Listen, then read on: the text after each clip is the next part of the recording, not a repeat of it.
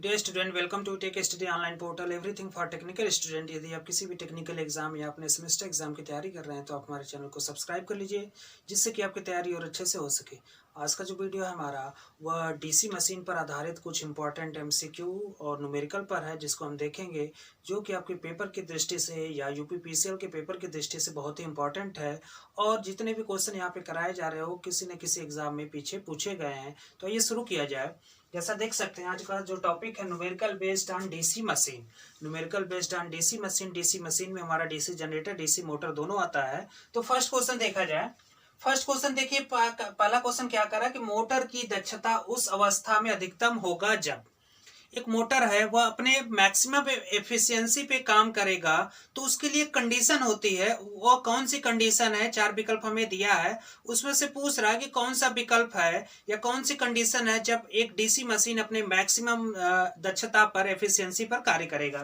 तो option first देखें, परिवर्ती हानि बराबर लौ हानि, परिवर्ती हानि लेस देन लौ हानि, परिवर्ती हानि इज ग्रेटर देन लौ हानि, और परिवर्ती हानि बराबर स्थिर हानि। अब देखिए यहाँ पे परिवर्ती हानि क्या होता है, तो वह हानि जो जिसका मान लोड के साथ साथ बदलता है उसे परिवर्ती हानि या वेरिएबल लॉस कहते हैं। और जिसका मान लोड के साथ स्थिर रहता है, लोड बदले चाहे न बदले, जो वह लॉस है या हानि है वह स्थिर रहता है, उसे कहते हैं स्थिर हानि या कांस्टेंट लॉस। जैसे आपका हो गया कापर लॉस, जो है वह कापर लॉस का मान क्या है, लोड के साथ बदलेगा। क्योंकि कापर लॉस का जो फार्मूला होता है आपको पता है कि पीसी से दिखाते हैं। प्राइमरी साइड के लिए क्या हो जाएगा, मान लीजिए सीरीज फील्ड है तो आईएससी इंटू आरएससी, ठीक है। अगर संट फील्ड भी है तो I S H square into R S H के बराबर। यह हो गया हमारा कंपाउंड मशीन के लिए। कोई भी कंपाउंड डीसी मशीन है तो उस अवस्था में जो कॉपर लॉस होगा वह I S C square R S C, यानी सीरीज फील्ड में कितनी धारा बह रही है, सीरीज फील्ड का प्रतिरोध कितना है, दोनों का मल्टीप्लीकेशन, प्लस संट फील्ड में कितनी धारा बह रही है उसका वर्ग इंटू संट फील्ड का प्रतिरोध। चूंकि कंपाउंड मशीन जो होता है उसमें armature winding, series field winding और शंट फील्ड वाइंडिंग तीनों वाइंडिंग होता है। तो जब भी हम कॉपर लॉस निकालते हैं किसी भी डीसी मशीन का, जो कॉपर लॉस होगा डीसी मशीन का वह भाग जो कॉपर से निर्मित है, जैसे वाइंडिंग वाइंडिंग हमारा चाहे सीरीज फील्ड वाइंडिंग हो, चाहे शंट फील्ड वाइंडिंग हो, चाहे आर्मेचर वाइंडिंग हो, वहां पे कॉपर लॉस पाए जाते हैं। तो जो कॉपर लॉस होता है उसे हम कहते हैं वेरिएबल लॉस। वह क्या होगा, लोड के साथ बदलेगा। यहाँ पे देख सकते हैं कि जैसे करंट का मान बढ़ेगा या घटेगा उस आधार पे लोड का भी हमारा जो कॉपर लॉस है, जिसे हम ताम्र क्षति कहते हैं, यह क्या होगा, बदलेगा। तो कॉपर लॉस जो हो गया वह हो गया वेरिएबल लॉस। इसके अलावा जो लौ हानि हो गया जिसे आयरन लॉस कहते हैं, आयरन लॉस को भी आगे दो भागों में बांटा गया, हिस्टेरिसिस लॉस और एडी करंट लॉस। तो हिस्टेरिसिस लॉस या एडी करंट लॉस यह क्या है, किसी भी डीसी मशीन का यह क्या है, स्थिर क्षति है, स्थिर क्षति है। और जो वेरिएबल लॉस होता है जिसे परिवर्तित क्षति कहते हैं वह क्या होता है, कॉपर लॉस होता है। तो यहाँ पे देखिए हम यहाँ पे थोड़ा सा आपको बताया गया परिवर्ती हानि क्या होता है, लौ हानि क्या होता है या ताम्र हानि क्या होता है। तो देखिए मोटर की दक्षता उस अवस्था में अधिकतम होगी जब, तो कोई भी मोटर, चाहे आप कह सकते हैं कि ट्रांसफार्मर में देखिए चाहे डीसी मशीन में देखिए, कोई भी मशीन या मोटर अपने मैक्सिमम अवस्था पे काम तब करेगा जब उसकी परिवर्ती क्षति स्थिर क्षति के बराबर हो जाए। परिवर्ती क्षति स्थिर क्षति के बराबर हो जाए। तो यहाँ पे जो राइट आंसर होगा वह डी होगा, परिवर्ती हानि बराबर स्थिर हानि, जिसे कहते हैं variable loss is equal to constant loss के बराबर हो जाए। उस अवस्था में हम कहेंगे कि मोटर अपने मैक्सिमम अवस्था पे कार्य कर रहा है। सेकंड क्वेश्चन देखें, श्रेणी में प्रयुक्त डाइवर्टर का प्रतिरोध क्या है। हमें पता है कि जब स्पीड को कंट्रोल करना होता है तो स्पीड कंट्रोल के लिए कई मेथड है। डीसी मशीन में आप देखेंगे आर्मेचर डाइवर्टर मेथड हो गया, फील्ड डाइवर्टर मेथड हो गया। और जहां पे जो फील्ड डाइवर्टर मेथड है, जैसे श्रेणी में प्रयुक्त डाइवर्टर, कोई सीरीज मोटर है उस अवस्था में अगर उसके मशीन कह सकते हैं कि स्पीड को कंट्रोल करना है तो हम क्या करते हैं कि वहां डाइवर्टर का प्रयोग करते हैं। तो पूछ रहा है कि उस डाइवर्टर का प्रतिरोध कितना होना चाहिए जो श्रेणी के साथ हम लगाते हैं। तो श्रेणी में प्रयुक्त डाइवर्टर का प्रतिरोध क्या है, तो ऑप्शन ए देखिए 25 ओम, ऑप्शन बी है 100 ओम, ऑप्शन सी है 0.1 ओम, और ऑप्शन डी है आपका नन ऑफ दिस। यह देखिए 0.1 ओम है, यह 0.1 ओम है, और डी है नन ऑफ दीज, नॉट लिखा गया है शॉर्ट में, इसका मतलब है नन ऑफ दीज। तो देखिए जो श्रेणी में प्रयुक्त डाइवर्टर है उसका जो प्रतिरोध होता है बहुत कम रखा जाता है। प्रतिरोध कम इसलिए रखा जाता है कि अधिक से अधिक धारा हमारा उस डाइवर्टर परिपथ से गुजरे। तो यहाँ पे देखिए श्रेणी में प्रयुक्त डाइवर्टर का प्रतिरोध क्या है, तो उस अवस्था में यहाँ पे देखिए जो न्यूनतम मान है 25 ओम, 100 ओम, 0.1 ओम, नन ऑफ दिस, तो यह क्या होता है 0.1 ओम के बराबर होता है श्रेणी में प्रयुक्त डाइवर्टर का प्रतिरोध। थर्ड क्वेश्चन देखें। थर्ड क्वेश्चन कह रहा है कि श्रेणी मोटर में कम आर्मेचर धारा पर क्या होगा। एक श्रेणी मोटर है जिसे सीरीज मोटर कहते हैं, आर्मेचर धारा न्यूनतम है। यहाँ पे देखिए जो हमारी कंडीशन होती है, जो टार्क होता है बल आघूर्ण, वह आर्मेचर धारा के समानुपाती होगा या आर्मेचर धारा के वर्ग के समानुपाती होगा। यह निर्भर करता है आर्मेचर धारा के मान पर। आर्मेचर धारा के मान पर निर्भर करेगा। अगर सीरीज मोटर है, अगर शंट मोटर है, तो दोनों के लिए अलग अलग कंडीशन होता है कि बल आघूर्ण क्या आर्मेचर धारा पे ही निर्भर करेगा या उसके वर्ग पे निर्भर करेगा, तो उसको हम देखेंगे। तो यहाँ पे देखिए श्रेणी मोटर में कम आर्मेचर धारा पर क्या होगा, आर्मेचर धारा कम, इसकी कंडीशन क्या है कि आईए का मान क्या है, कम है, आर्मेचर धारा का मान कम है। उस अवस्था में उस मोटर का बल आघूर्ण किस पर निर्भर करेगा, तो टार्क प्रोपोर्शनल आईए स्क्वायर, टार्क प्रोपोर्शनल आईए के पावर 3/2, टार्क प्रोपोर्शनल आईए क्यूब, और चौथा क्वेश्चन है टार्क प्रोपोर्शनल आईए। तो देखिए जो हमारा श्रेणी मोटर होता है, श्रेणी मोटर में जब आर्मेचर धारा का मान कम है उस अवस्था में जो बल आघूर्ण है वह आर्मेचर धारा के वर्ग के समानुपाती होगा। तो जो राइट आंसर होगा वह ए होगा, टार्क प्रोपोर्शनल आईए स्क्वायर। इसका स्क्रीनशॉट ले लीजिए। कुछ और महत्वपूर्ण क्वेश्चन आपको कराया जाए।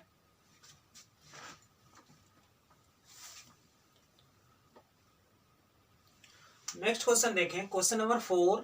एक शंट मोटर में, इसके पहले क्या था, एक श्रेणी मोटर था हमारे पास। श्रेणी मोटर में एक कंडीशन दिया था कि यदि आर्मेचर धारा को न्यूनतम रखा जाए, उसका मान लो रखा जाए, तो उस अवस्था में टार्क और आर्मेचर धारा में क्या संबंध बनेगा। तो देखिए जो श्रेणी मोटर होगा और आर्मेचर धारा जब उसमें कम होगा तो टार्क और आर्मेचर धारा में जो संबंध बनेगा, टार्क प्रोपोर्शनल आईए स्क्वायर, यानी आर्मेचर धारा के वर्ग के बराबर होगा। आईए का मतलब क्या है, आर्मेचर धारा। लेकिन एक शंट मोटर है, शंट मोटर में जब हमारा आर्मेचर धारा का मान कम है तो उस अवस्था में जो कंडीशन होगी टार्क और आर्मेचर धारा के बीच वह बदल जाएगा। तो पहला ऑप्शन दिया है कि टार्क प्रोपोर्शनल आईए, सेकेंड ऑप्शन दिया टार्क प्रोपोर्शनल आईए स्क्वायर, थर्ड ऑप्शन दिया टार्क प्रोपोर्शनल वी, और फोर्थ ऑप्शन दिया टार्क प्रोपोर्शनल आईए क्यूब।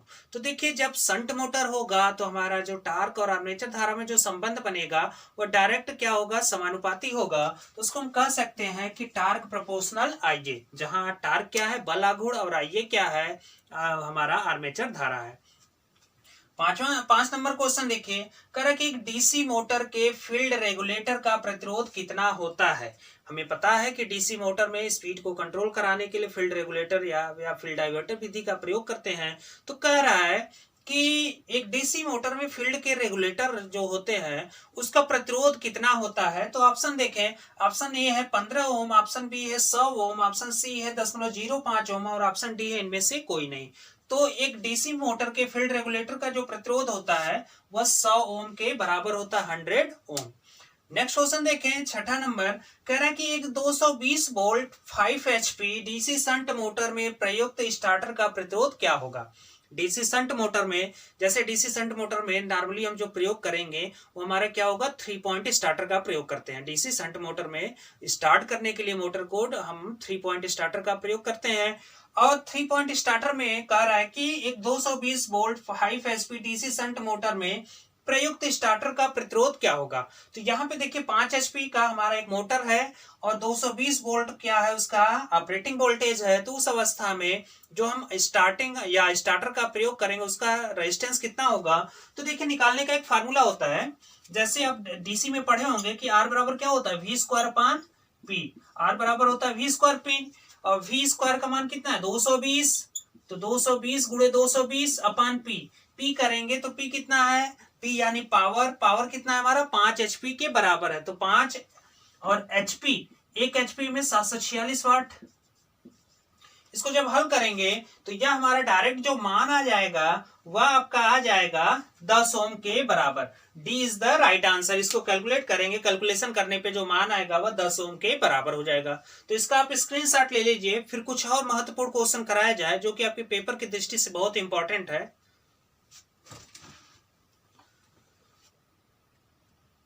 नेक्स्ट क्वेश्चन देखें। क्वेश्चन नंबर 7 कह रहा है कि एक रोटर स्थिर है तो बैक ईएमएफ का मान क्या होगा। हमें पता है कि डीसी मशीन में, डीसी मोटर के केस में बैक ईएमएफ होता है ईबी का फार्मूला क्या होता है, PN5Z/60 है। लेकिन ये जनरेटर के केस में हमारा इजी हो जाता है। तो जनरेटर के केस में हम इजी लिखते हैं, इजी इज इक्वल टू होता है PN5Z/60 के बराबर। यह फार्मूला होता है जहां P क्या है, पोलो की संख्या, N क्या है हमारा स्पीड हो गया, आर्मेचर की स्पीड हो गई, फाई क्या हो गया, फ्लक्स हो गया, Z हो गया कंडक्टर, ए क्या है हमारा समांतर पथ या number of parallel path.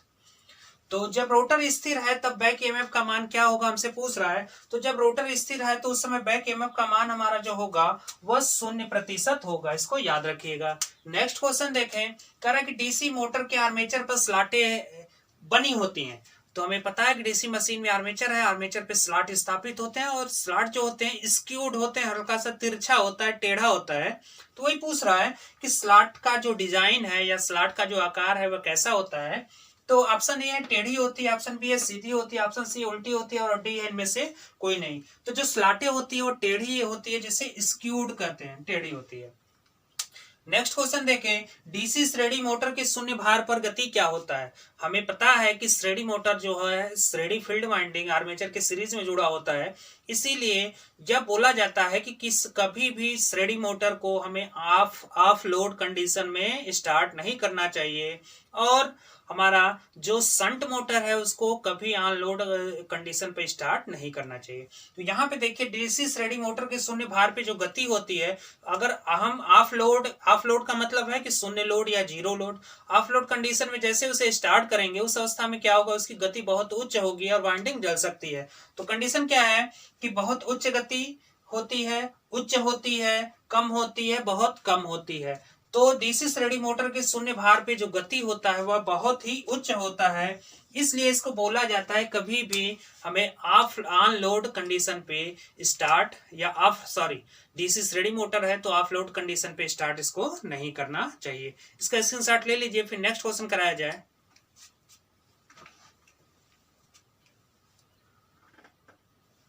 Next question देखें। कह रहा है कि डीसी मोटर में ईबी और वी में क्या संबंध है। ईबी क्या है, बैक ईएमएफ है, वी क्या है, टर्मिनल वोल्टेज है।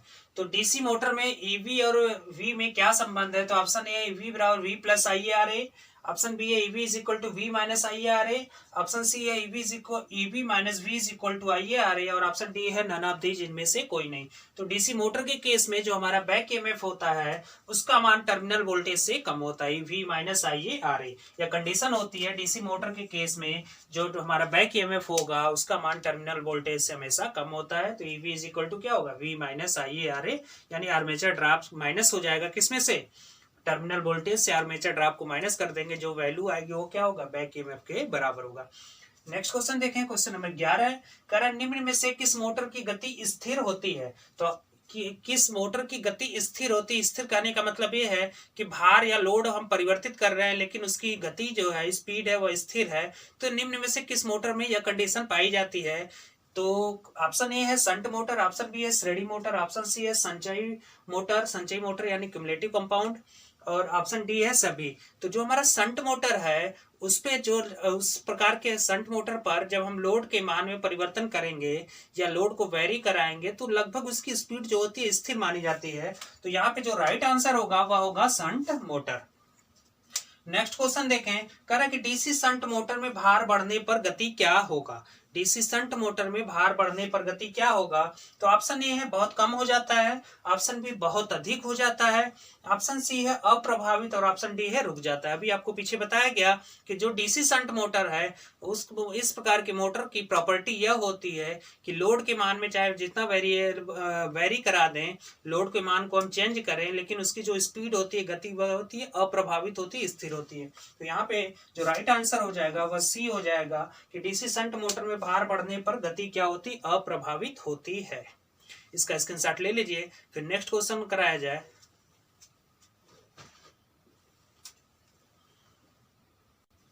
नेक्स्ट क्वेश्चन देखें, क्वेश्चन नंबर 13 कह रहा है कि अधिक क्षमता के डीसी मोटर की शून्य भार पर हानियां ज्ञात करने की प्रभावी विधि क्या है। यानी मोटर की रेटिंग अधिक है, अधिक मोटर की रेटिंग है और भार जो है नो लोड की कंडीशन है, जिसे शून्य लोड कंडीशन कहते हैं। शून्य भार पर हानि ज्ञात करने की प्रभावी विधि क्या है, तो इसके लिए 4 ऑप्शन दिया है। पहला ऑप्शन है हॉपकिंसन परीक्षण, दूसरा ऑप्शन है ब्लॉक रोटर परीक्षण, ऑप्शन सी है स्वीनबर्ग परीक्षण और ऑप्शन डी है वार्ड लियोनार्ड परीक्षण। तो शून्य लोड पर हाई रेटेड मशीन की जो लॉसेस ज्ञात करने का जो सबसे उत्तम या कह सकते हैं कि जो बेस्ट विधि है वह होता है हमारा स्वीनबर्ग परीक्षण, इसको याद रखिएगा। नेक्स्ट क्वेश्चन देखें, इंटरपोल का कार्य क्या है। इंटरपोल लगाते हैं, हमें पता है कि आर्मेचर रिएक्शन को रिड्यूस करने के लिए इंटरपोल का प्रयोग किया जाता है। तो उस कंडीशन में क्या कह रहा है कि काउंटर ईएमएफ कम करना, कम्यूटेटर पे स्पार्किंग कम करना, मोटर की गति को बढ़ाना, आर्मेचर धारा को दिशा में बदलना। तो इंटरपोल का जो बेस्ट यूज है, जिस पर्पज से उसका यूज करते हैं स्पार्किंग को कम करने के लिए, तो जो राइट आंसर होगा वह होगा बी, कम्यूटेटर पे स्पार्किंग को कम करना। नेक्स्ट क्वेश्चन देखें, कह रहा है श्रेणी मोटर के शून्य लोड पर गति क्या होती है। श्रेणी मोटर पर विदाउट लोड, नो लोड की कंडीशन में उसकी गति क्या होगा। तो अभी पीछे आपको बताया गया कि श्रेणी मोटर को हमेशा लोड पर स्टार्ट करते हैं। ऑफ लोड कंडीशन में स्टार्ट करेंगे तो वाइंडिंग जल सकती है। तो कह रहा है कि श्रेणी मोटर के शून्य लोड पर गति लोड अगर शून्य है, नो लोड की कंडीशन है, तो गति उसका क्या होगा, वो लगभग क्या हो जाएगा, अनंत के बराबर हो जाएगा। इनफाइनाइट गति पे हमारा श्रेणी सीरीज मोटर चलेगा जब उस पर कोई लोड हम नहीं दिए हैं। तो इसका स्क्रीनशॉट ले लीजिए आप लोग।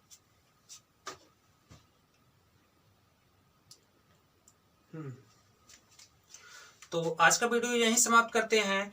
यह डीसी मशीन का पार्ट 1 था, जिसमें हम 15 इंपॉर्टेंट क्वेश्चन को देखे हैं। ऐसे ही पार्ट 2, पार्ट 3, पार्ट 4 का वीडियो आपको मिलता रहेगा, जो कि आपके पेपर की दृष्टि से या कंपटीशन के पेपर की दृष्टि से बहुत इंपॉर्टेंट होगा। तो उम्मीद करते हैं वीडियो आपको पसंद आई होगी। अगर किसी भी प्रकार का कमेंट है, आप हमारे कमेंट बॉक्स में कमेंट करके पूछ सकते हैं। नेक्स्ट वीडियो में उसको कंसीडर करके उसका उचित सोल्यूशन आपको दिया जाएगा। तो उम्मीद करते हैं कि वीडियो आपको पसंद आई होगी। वीडियो अगर आपको पसंद आए तो वीडियो को लाइक करें। चैनल को अभी तक आपने सब्सक्राइब नहीं किया तो सब्सक्राइब कर ले तथा बेल आइकन जरूर दबाएं, जिससे कि वीडियो से संबंधित अपडेट पहले आपको मिले।